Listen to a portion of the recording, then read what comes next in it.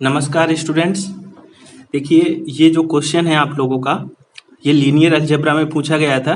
Previous year में ये पूछा गया था दिल्ली यूनिवर्सिटी में बीएससी मैथ्स ऑनर्स में 2023 के क्वेश्चन पेपर में पूछा गया था।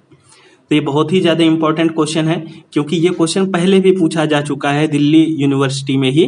GE2 के पेपर में पूछा जा चुका है 2016 में, 18 में और 19 में। तो इस वजह से बहुत ही ज़्यादा इंपॉर्टेंट क्वेश्चन है और इस तरीके का क्वेश्चन आपके एग्जाम में इस बार भी पूछा जा सकता है। ठीक है, तो ये क्वेश्चन को कैसे हम लोग सॉल्व करेंगे, तो इसको आप लोग आज की क्लास में सीखेंगे।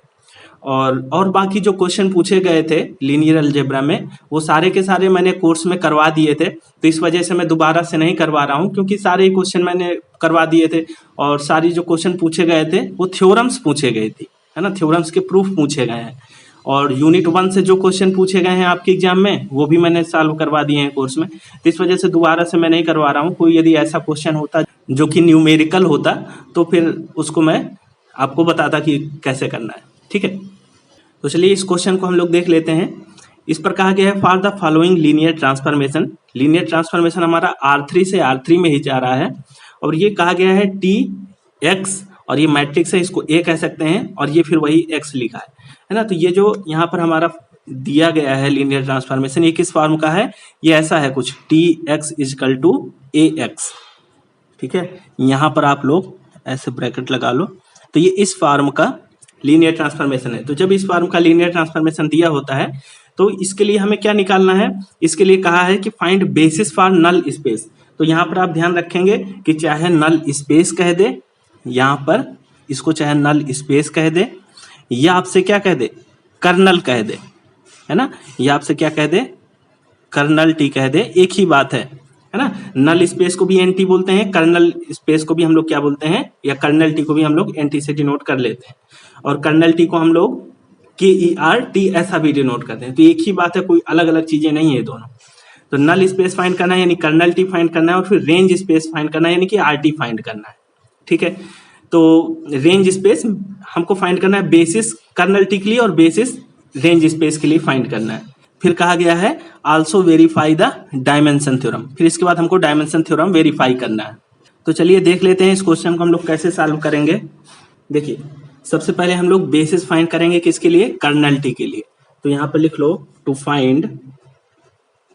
Find basis for kernel T. तो कर्नल टी का बेसिस फाइंड करने के लिए हम लोग क्या करेंगे, डायरेक्ट कर्नल मेथड लगा देंगे। ठीक है, और रेंज टी का बेसिस फाइंड करने के लिए हम लोग रेंज मेथड अप्लाई करते हैं। तो कर्नल टी का बेसिस फाइंड करने के लिए हम लोग कर्नल मेथड लगाएंगे। यहाँ पर लिख लो we use the kernel method. We use the kernel method. बहुत ध्यान से समझना, कर्नल मेथड क्या कहता है। कर्नल मेथड कहता है कि ये जो मैट्रिक्स दी होती है, ए मैट्रिक्स दी होती है, इस मैट्रिक्स को रिड्यूस्ड एक्लान फॉर्म तक लेकर के आओ। तो हमने इस मैट्रिक्स को ए नाम दे दिया, और ये मैट्रिक्स है हमारी 1 -2 3 -1 3 और -3, फिर 5 -13 और 15। इसको हम लोग रिड्यूस्ड एक्लान फॉर्म तक लेकर के आएंगे। ठीक है, तो यहाँ पर लिख दो to apply the kernel method, to apply the kernel method we first row reduce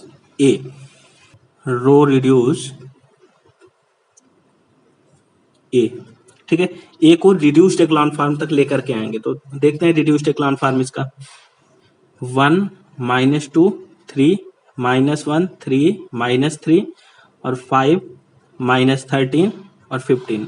ठीक है, इसको रो रिड्यूस करो, यानी कि यहाँ पर 1 है, इसके नीचे 0 बनाओ। तो यानी R2 और R3 में चेंज करना है। तो R2 में चेंज करोगे तो R2 + 2R1 कर दो, और R3 में चेंज करना है तो R3 - 3R1 कर दो।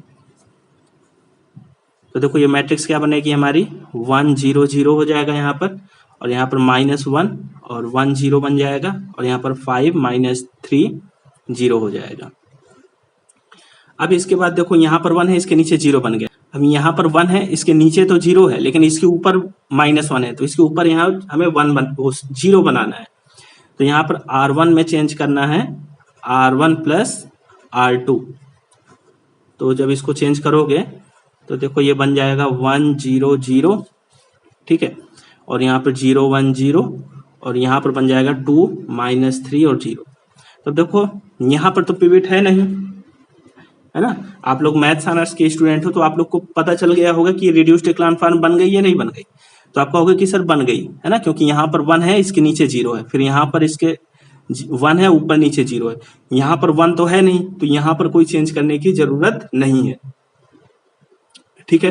तो ये जो मैट्रिक्स आ गई, इस मैट्रिक्स को हम लोग क्या नाम दे देंगे, इस मैट्रिक्स को नाम दे देंगे बी, ठीक है, हमने इसको बी कह दिया। ये रिड्यूस्ड एक्लान फॉर्म है ए का। तो यहाँ पर देखो पहले कॉलम में पिवट है और दूसरे कॉलम में पिवट है, तो यहाँ पर हम लोग क्या कहेंगे, यहाँ पर लिख लो, जो कर्नल मेथड है वो ये कहता है कि होमोजीनियस सिस्टम, या पहले ऐसा लिख लो था, matrix, the matrix B is the reduced row echelon form, reduced row echelon form, ठीक है।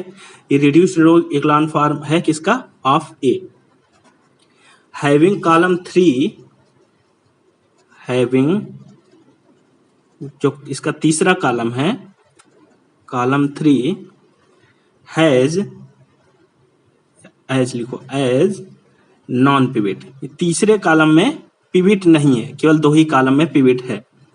तो जो कर्नल मेथड है वो ये कहता है कि हेंस द होमोजीनियस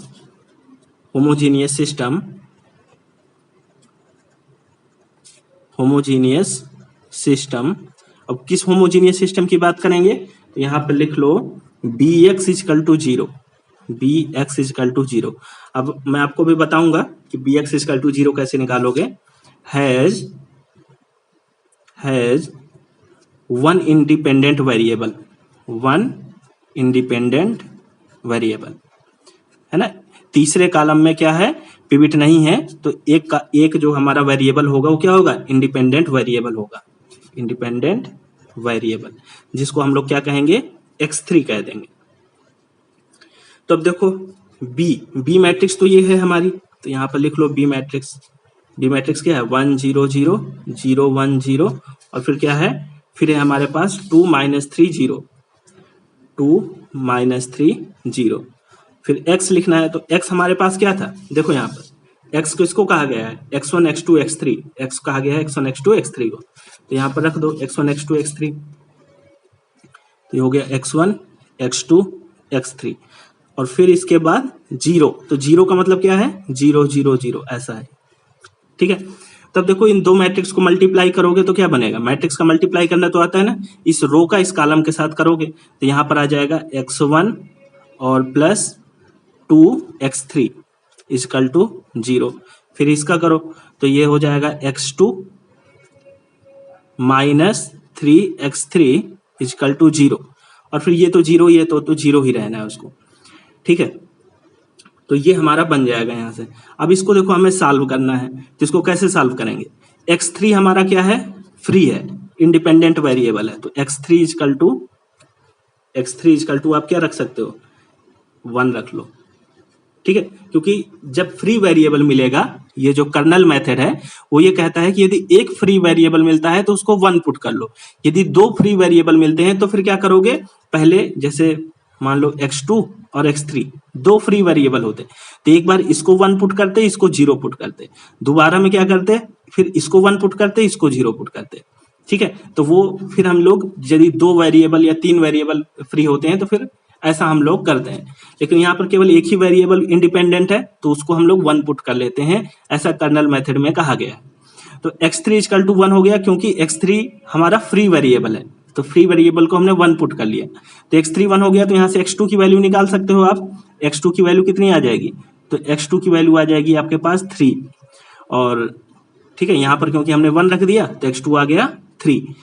अब यहाँ से x1 भी निकाल सकते हो, x2 हमारे पास 3 है, ठीक है, तो 3 दूनी 6, तो x1 कितना आ जाएगा, यहाँ से x1 हमारे पास आ जाएगा x1 इजकल टू -6, अच्छा, यहाँ पर हमको x3 कितना रखना है, 1 रखना है। x3 की वैल्यू 1 है ना, तो x3 यदि 1 रखोगे तो यहाँ से हमको -2 मिलेगा, ये मिल जाएगा -2। ठीक है, तो हमको वेक्टर क्या मिलेगा, -2, 3 और 1 मिलेगा। ठीक है, तो ये बात समझ में आ गई। आ जाओ नेक्स्ट पेज पर। तो यहाँ पर हम लोग लिखेंगे x1 आ गया हमारे पास -2, x2 आ गया हमारे पास 3 और x3 हमने क्या लिया है, 1। ठीक है, तो ये हमको यहाँ से सॉल्यूशन मिल गया, gives a particular solution v is equal to या x इजकल टू हमको क्या मिल गया, -2, 3 और 1, ये मिल गया। ठीक है, तो यहाँ से लिख दो 10 सेट, कौन सा, इस पर केवल यही वेक्टर आएगा, -2, 3 और 1। ठीक है, क्योंकि एक ही फ्री वेरिएबल मिला था तो एक ही पर्टिकुलर सोल्यूशन मिल गया हमको। यदि 2 फ्री वेरिएबल होते तो फिर यहाँ पर 2 वेक्टर आते इसी तरीके से। तो एक फ्री वेरिएबल था तो एक वेक्टर इसके अंदर आ गया, और ये क्या बनेगा, ये सेट बन जाता है is a basis for kernel T. तो ये कर्नल मेथड होता है बेसिस निकालने के लिए कर्नल टी का, basis for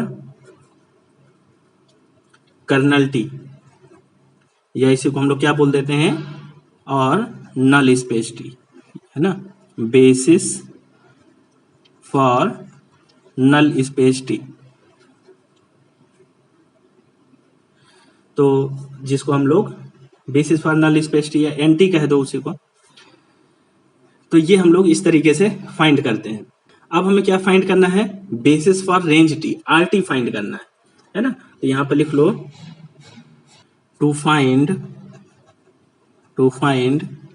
basis for range T, range, to find basis for range T we use range method, we use the range method. Range method का हम लोग यूज करेंगे। तो रेंज मेथड बहुत इजी है। रेंज मेथड ये कहता है, देखो ये जो यहाँ पर आ जाओ प्रीवियस पेज पर, रेंज मेथड ये कहता है कि जैसे ये आपने रिड्यूस्ड एक्लान फॉर्म निकाला ना, ए का, ए मैट्रिक्स का जो रिड्यूस्ड एक्लान फॉर्म निकाला है, तो इसमें देखो कि किस किस कॉलम में पिवट है। तो आप कहोगे कि सर पहले कॉलम में पिवट है और तीसरे और दूसरे कॉलम में पिवट है ना। तो हम क्या करेंगे, ए मैट्रिक्स का पहला कॉलम और दूसरा कॉलम ले लेंगे, यही हमारे बेसिस बन जाएगा। यानी कि 1 -2 3 और -1 3 और -3, ये 2 कॉलम ही हमारे बेसिस में आ जाएंगे। तो बस यहीं से हमको लिख सकते हैं, देखो रेंज मेथड में हम लोग लिख देंगे, notice that the first two columns of matrix B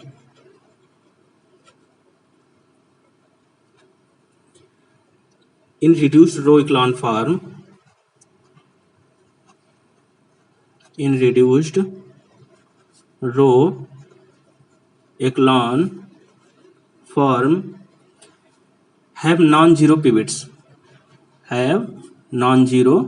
pivots, तो केवल 2 ही कॉलम में पिवट्स है। ठीक है, तो हम लोग क्या करेंगे, उन्हीं करेस्पॉन्डिंग कॉलम से ए के हम लोग वेक्टर ले लेंगे। तो यहाँ पर लिख लो, हेंस उसी के करेस्पॉन्डिंग, यानी कि 10, hence the corresponding column of A, corresponding column A form A basis for range T, form A basis for range T.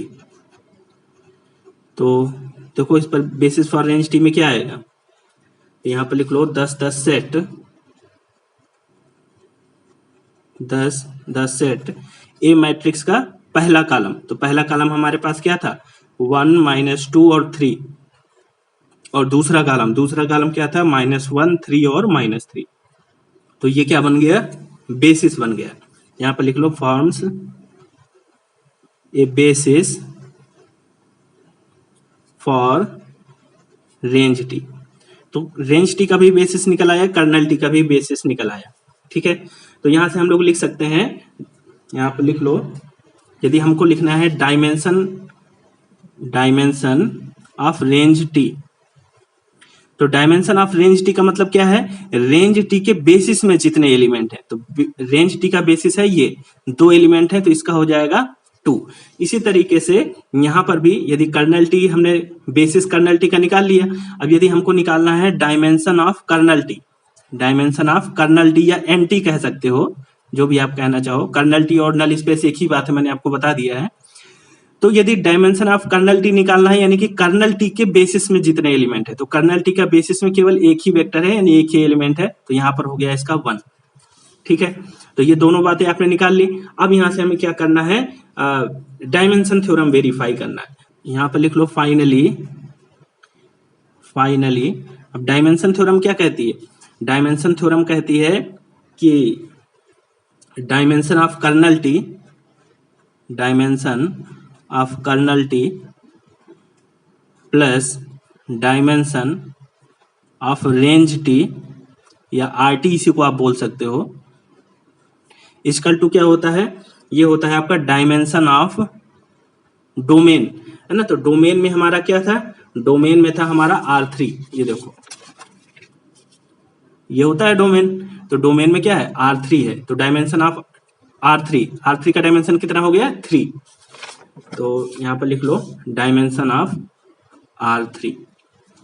ठीक है, अब देखो कर्नल टी का डायमेंशन हमको कितना मिल गया 1 मिल गया, प्लस और डायमेंशन ऑफ रेंज टी कितना मिल गया 2 मिल गया, और ये किसके इक्वल आ गया, डायमेंशन ऑफ R3 का डायमेंशन कितना होता है 3 होता है, आप जानते हो। तो ये हमको मिल गया 3:3, है ना, ये मिल गया हमको 3:3, या इसी को आप ऐसा भी लिख सकते हो, डायमेंशन ऑफ R3 को डायमेंशन ऑफ डोमेन टी। ठीक है, तो left hand side right hand side दोनों इक्वल हो गए, तो यहां से हम क्या लिख सकते हैं, 10 द डायमेंशन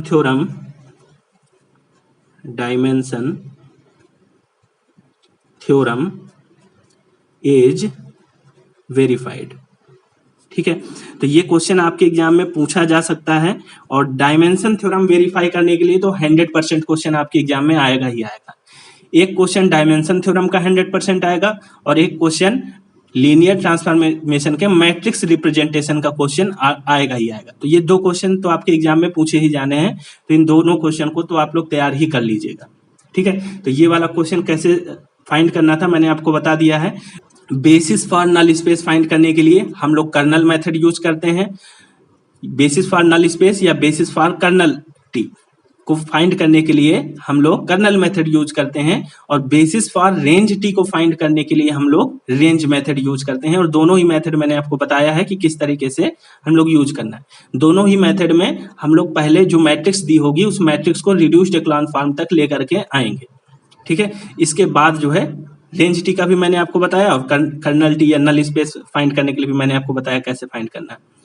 ठीक है, तो आई होप आपको ये बात समझ में आई होगी। इस क्वेश्चन को बढ़िया तरीके से आप लोग देख लीजिएगा, इंपॉर्टेंट क्वेश्चन है, मैंने ये भी बताया कितनी बार पूछा गया है, तो इसको अच्छे से तैयार कर लीजिएगा। ठीक है, और बाकी आपके पेपर में सारे थ्योरम्स के प्रूफ ही पूछे गए थे, तो वो सब मैंने कोर्स में करवा रखा है, इस वजह से मैं दोबारा इनको नहीं करवा रहा हूँ। ठीक है, चलिए, थैंक यू।